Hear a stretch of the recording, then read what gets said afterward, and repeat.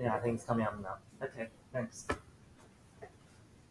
A very warm morning. Avik, I'm a Prime Minister Research Fellow and a PhD student at the Indian Institute of Technology, Mumbai. And I'm going to present our work on malaria transmission in India, and its policy applications. We basically analyze and also use OpenMalaria simulation platform for modeling. And this work has been done in collaboration with the Swiss Tropical and Public Health Institute. So before I start, a brief background that malaria incidence in India is basically determined by several factors like how the mosquitoes are abundant and also the prevalence of the parasites such as the plasmodium and the human behavioral aspects. A recent study by the Ministry of Family and Health Welfare in India has found that a total economic burden of $1.9 billion could be attributed. This is largely underestimated, but this is the official figure. Health burden is also well documented with 15 million cases between 2007 and 2022. So, based on the gaps and based on I think the objective of the present study was basically to identify the malaria hotspots as well as how the policy interventions are playing a role in reducing the malaria risk by using exploratory data analysis and open malaria. So, in India, before I introduce you to the variations, the malaria epidemiology is very complex. Malaria epidemiology is very complex with the very large geographical, geological diversity as well as the socioeconomic diversity.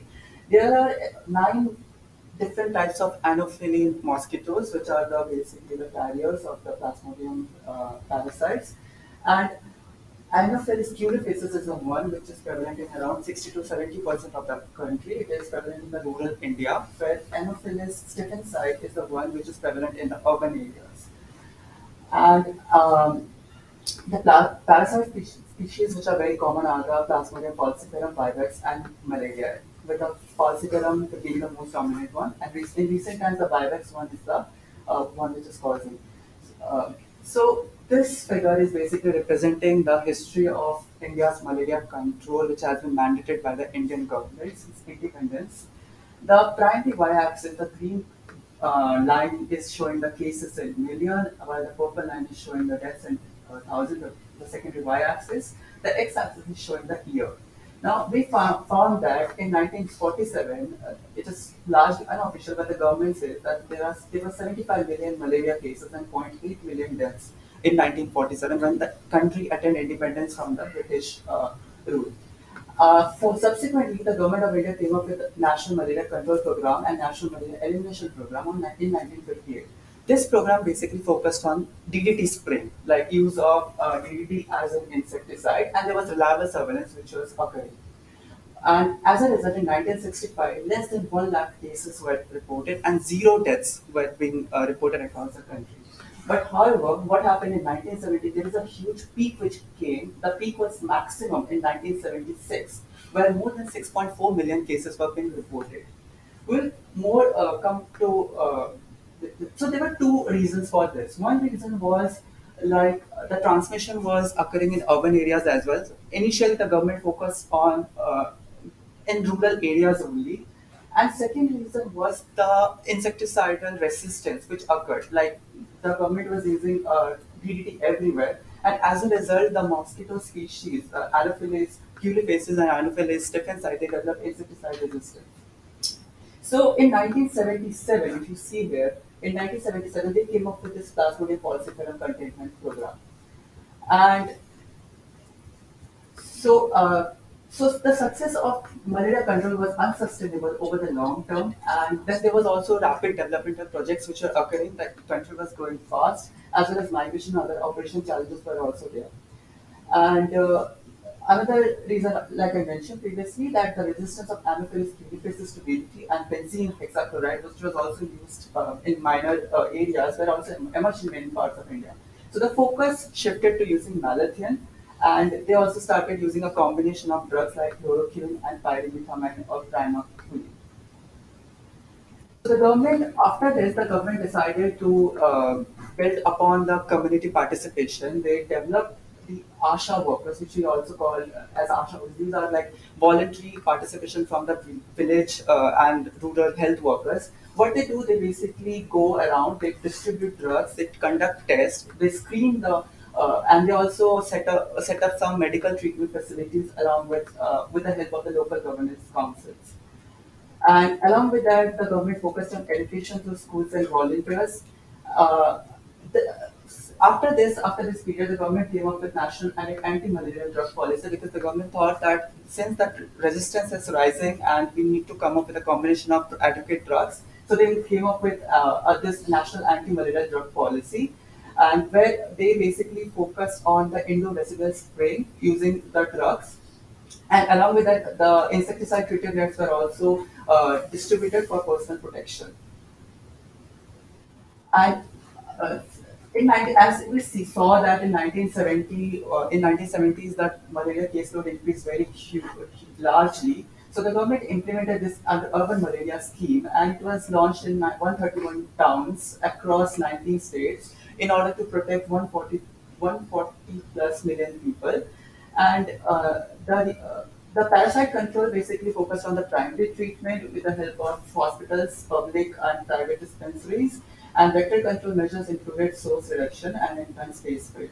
So we basically analyzed the urban malaria distribution from 2005 to 2021, and we found here the graph is the y-axis showing the malaria cases, annual malaria cases, whereas the size of the dots are showing the deaths. And the color scheme are showing the percentage of Plasmodium falciparum. And we found that there are two distinct phases. First one is like between 2005 and 2014, it was like very destabilizing. There were two, three peaks which were there, but in 2000, in phase two, it was like stabilized. If you see here, the malaria cases have decreased over the years. And Plasmodium falciparum cases varied between 5.1 and 18.8% cases, which was maximum in 2009 when also the deaths were highest.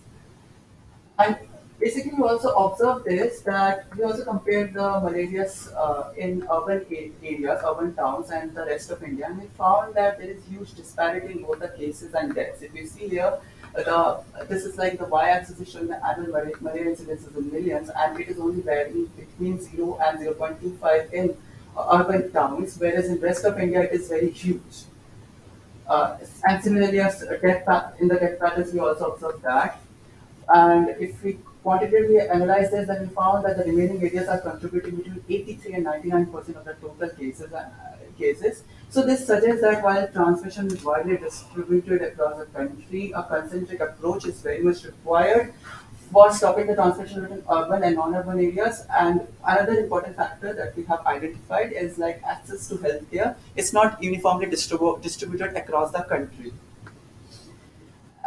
So we also tried to perform an analysis for whole India, and we found that there is a bimodal distribution. The maximum cases reported in 2010.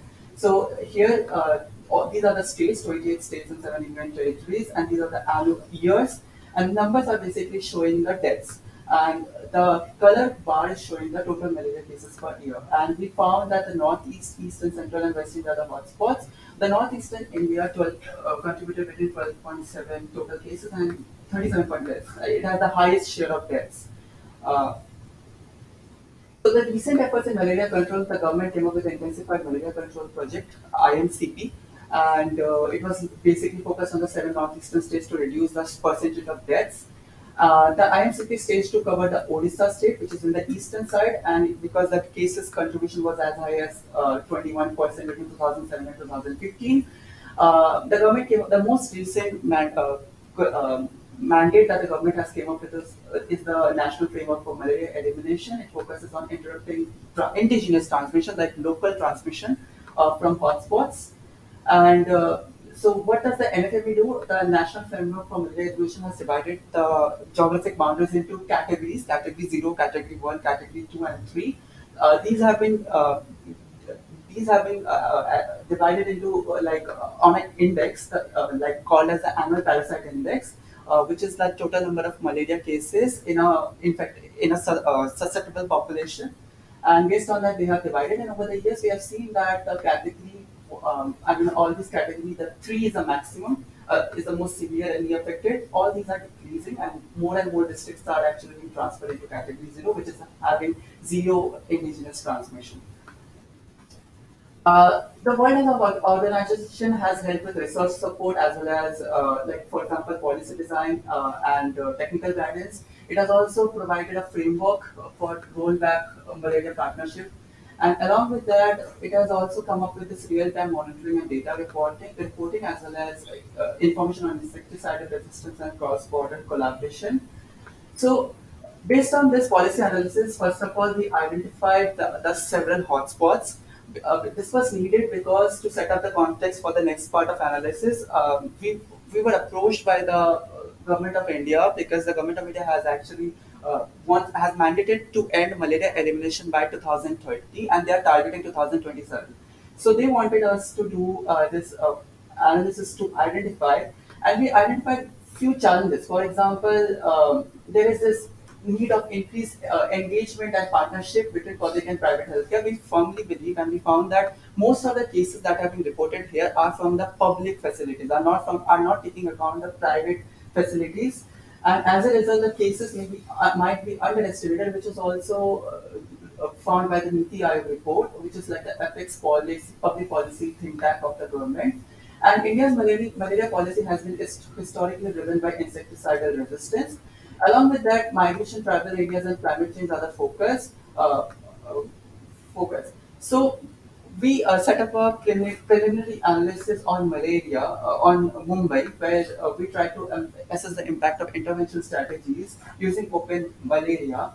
And I will just briefly introduce. So Open Malaria is like a mathematical model which takes into account the life cycle of the mosquito. The mosquito has four life cycles: feeding, resting, ovipositing, and host-seeking. And Open Malaria calculates the probability of each one of them, converts into porous state, OC state, and then it uses it in conjunction with the interventions, the vectors, health case management, and humanos. For example, how the health system is being developed, how much adherence is there, and the interventions, what are the interventions, different interventions have been employed, and then a simulation is being run for a survey period for the entire population. Based on simulation, we try to analyze the result.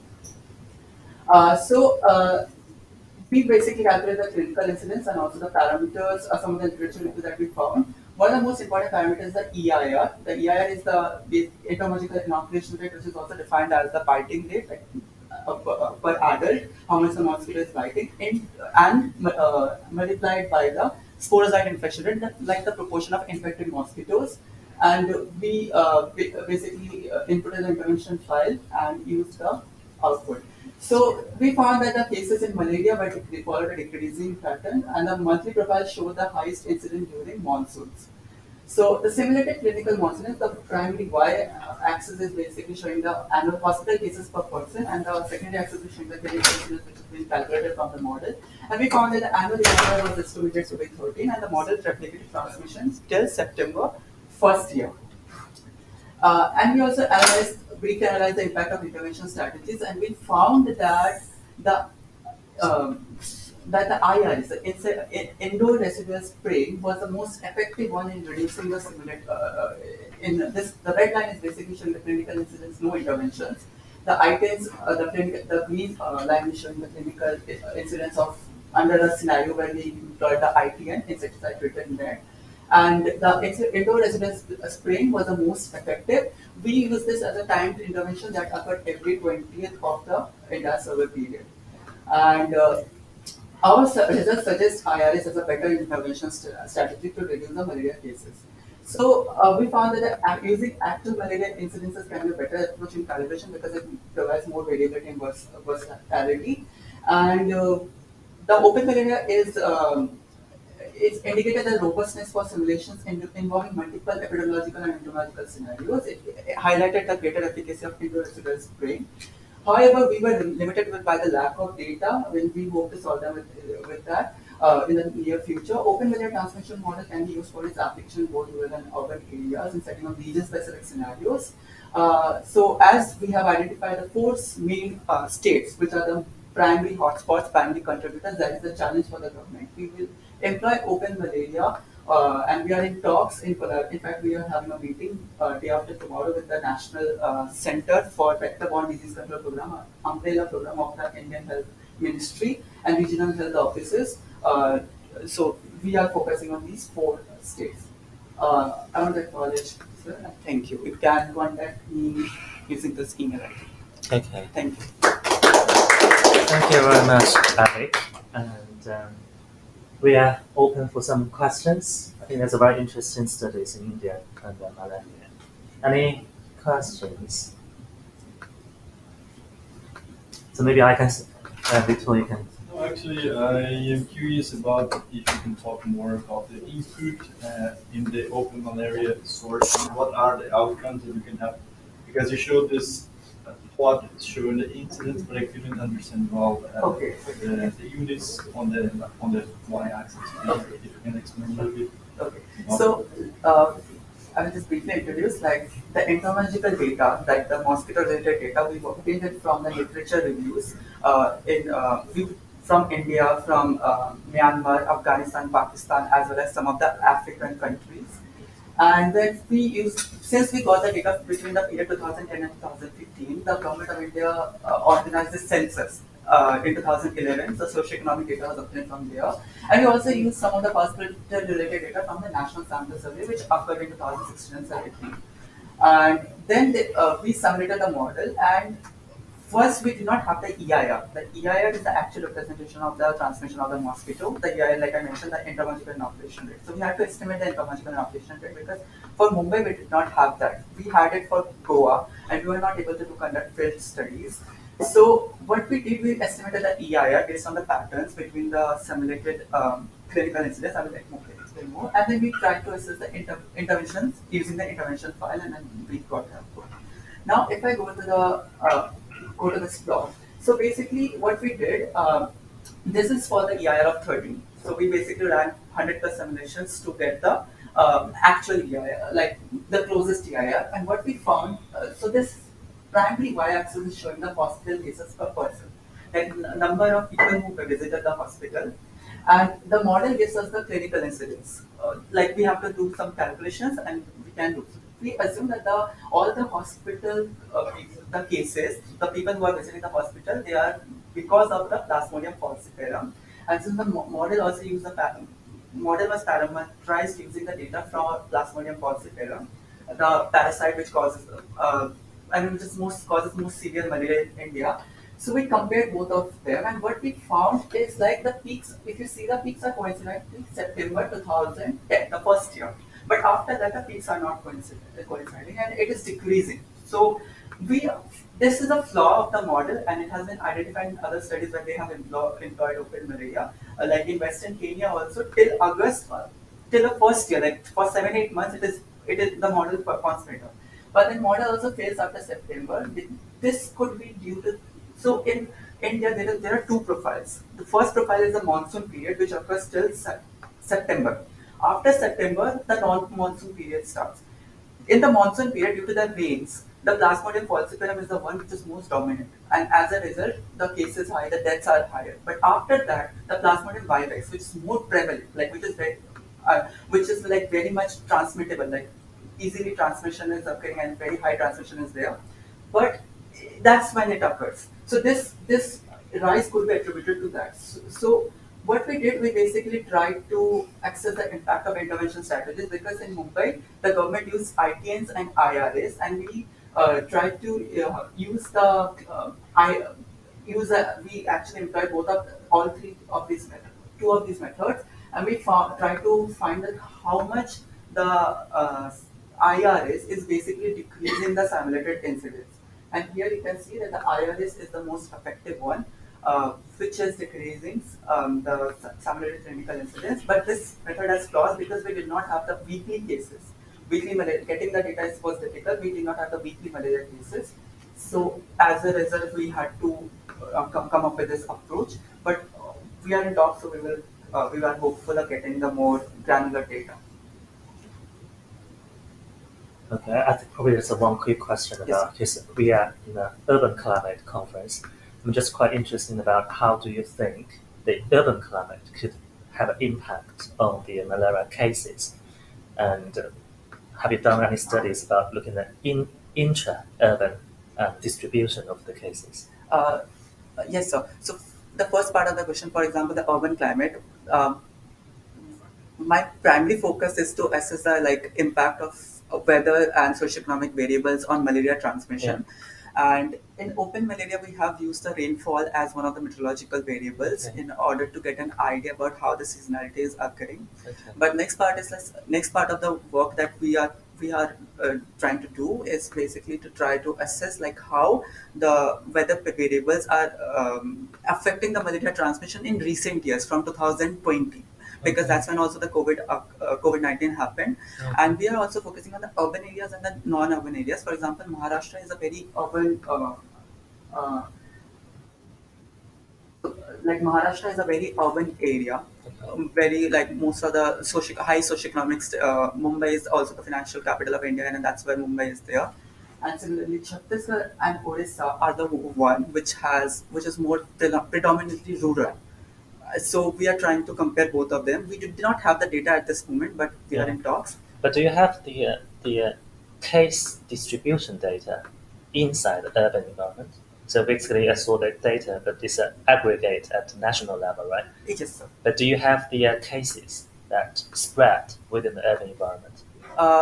We only had the hospitalized cases. Okay. We did not the clinically reported cases. We did not have the cases from all the other public and private facilities. Okay. And we are hopeful that we have this meeting. We are hopeful that we will be able to obtain the data. But yes, throughout the PhD, what I have understood is getting the data is very difficult and challenging from the Ministry of Health. So this is something which we were trying to do. Okay, thank you. I think we can move. Thank you very much. I think we can move to the last one.